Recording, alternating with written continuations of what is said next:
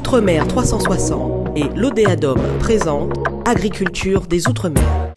Bonjour à toutes et à tous et bienvenue pour cette nouvelle édition du Salon international de l'agriculture. Nous sommes le jeudi 27 février et nous sommes là toute la semaine pour vous faire vivre le meilleur de ce salon ici au pavillon 5 au stand de l'Odéadom. Outre-mer 360 continue de vous faire découvrir ces agriculteurs, producteurs, ces acteurs finalement du monde de l'agriculture. Et tout de suite nous partons direction la Polynésie française avec vous, Moéanie Bernière. Bonjour. Yorana. Yorana, vous êtes donc représentante de Miki Miki Black Pearl, une entreprise spécialisée dans la perle basée à Tahiti. Exactement. Alors nous, on est basé sur Tahiti, sur l'île de Tahiti, où on a notre boutique au marché de Papeete. C'est un endroit qui est vraiment très connu par tous les touristes, ils passent tous par là.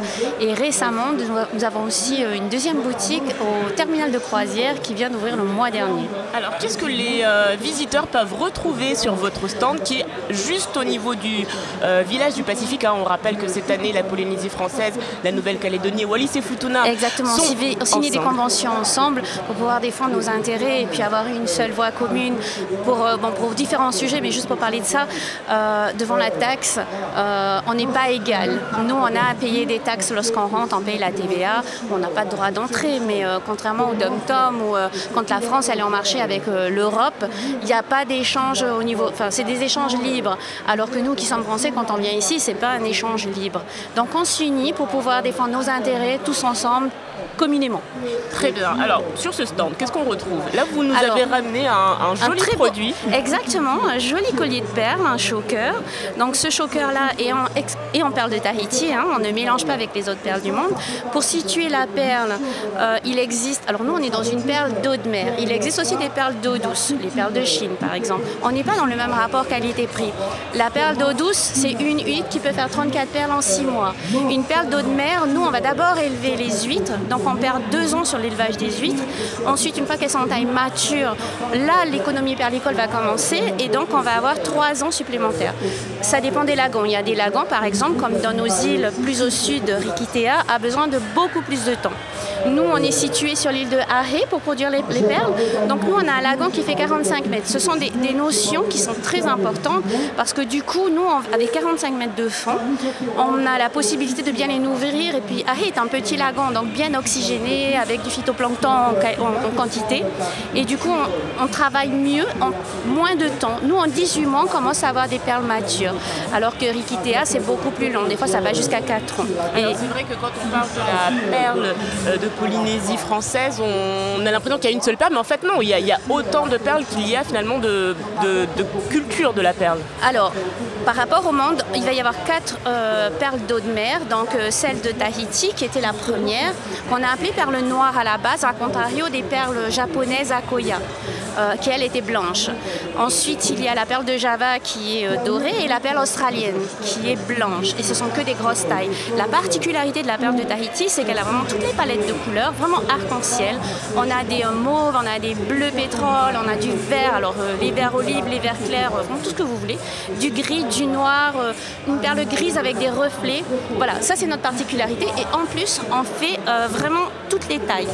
Des petites perles comme les Akoya et des grosses perles comme la Pintada Maxima qui est la perle qui est l'huître australienne.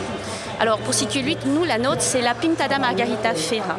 Et elle est endémique de nos eaux et elle ne vit pas ailleurs que chez nous. Elle aime notre soleil, nos plages, voilà. Et c'est pour ça qu'elle fait aussi finalement la fierté de la Polynésie française. Ah oui, c'est notre fierté, c'est notre premier or noir. Ensuite il y a la vanille, mais c'est notre premier or noir. Alors combien ça coûte une perle de Tahiti, un collier par exemple? Alors celui-là, il me semble qu'il est à 4 900 €. Mais ce sont des perles rondes, il est en chute et il est un peu multicolore. Pourquoi c'est aussi cher? D'abord, on a toutes les gammes de prix puisque on a toutes les couleurs et tout. Et pour donner le prix d'une perle, on va additionner des caractéristiques, notamment sa taille. Donc nous, on va de 8 mm jusqu'à 21 mm. D'accord. C'est vraiment une plage qui est très large. D'accord. Ensuite, sur les couleurs, la couleur aussi vient augmenter le prix. On a des couleurs exceptionnelles qui sont vraiment très, très, très rares. Donc là, le prix il flambe. On a les formes. Alors en France, sur les critères Chanel, par exemple, la ronde, c'est la plus chère. D'accord. Mais les professionnels, eux, vont préférer la cerclée. Donc elle va avoir un cerclage totalement naturel sur sa surface. Et nous, on les aime parce qu'elles sont originales. C'est très difficile d'appairer des cerclés.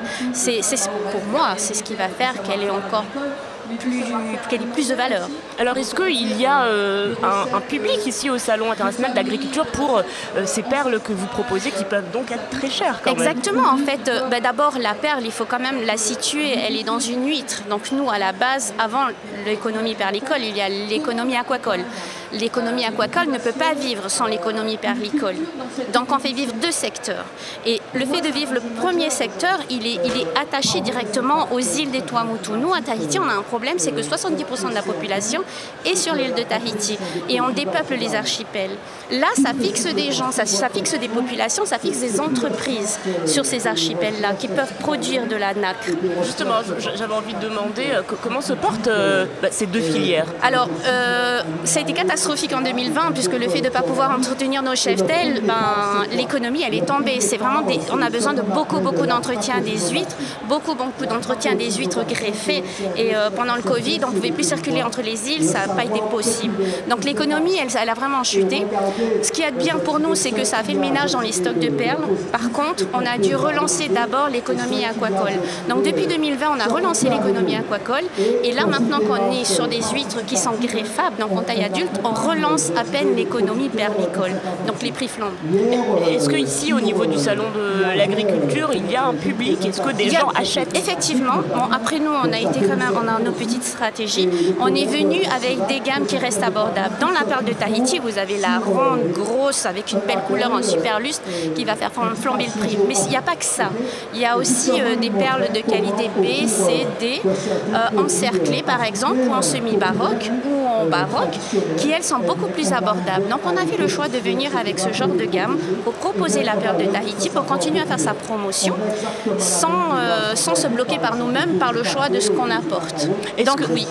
Ils sont présents de manière similaire aux précédentes années. C'est vrai qu'on a beaucoup entendu les exposants qui nous expliquaient qu'ils ont l'impression qu'il y a moins de monde cette année. C'est un constat que vous faites aussi? Alors moi j'ai repris le salon, premier salon d'agriculture, c'était en 2008, donc j'ai un peu de la bouteille. J'ai arrêté en 2018. Je me suis calmée un peu parce que j'investissais à Tahiti sur des boutiques. Et j'ai repris l'année dernière parce que le Covid, pareil, pour moi, ça m'a un peu bloqué financièrement. Et l'année dernière, j'ai trouvé que c'était pas une bonne année. Et on avait déjà un peu la stratégie de voir sur quoi on venait. Cette année, on s'est vraiment beaucoup préparé, fort de l'expérience de l'année dernière. Donc moi, le public, qui est beaucoup de gens, qui n'est pas beaucoup de gens, ce que j'ai besoin, c'est qu'il y ait des gens qui aiment les perles. Ou des gens qui ne connaissent pas forcément le produit, mais comme c'est notre métier du début à la fin, j'ai envie de vous dire de l'huître jusqu'au bijou, c'est pas qu'un produit qu'on vend, c'est notre passion, c'est notre vie, c'est notre pays. Aussi. Voilà, exactement. Exactement. Donc c'est pas difficile.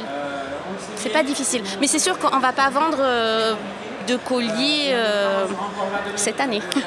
On vous le souhaite, en tout cas, on a jusqu'à dimanche. Jusqu'à dimanche. Alors que l'acheteur de collier me voit et viennent me voir sur le salon. Et vous portez aussi un autre collier de perles. Un sautoir. Donc on vous souhaite que ce magnifique collier parte. Donc jusqu'à dimanche 2 mars, nous sommes ici pour le Salon international de l'agriculture.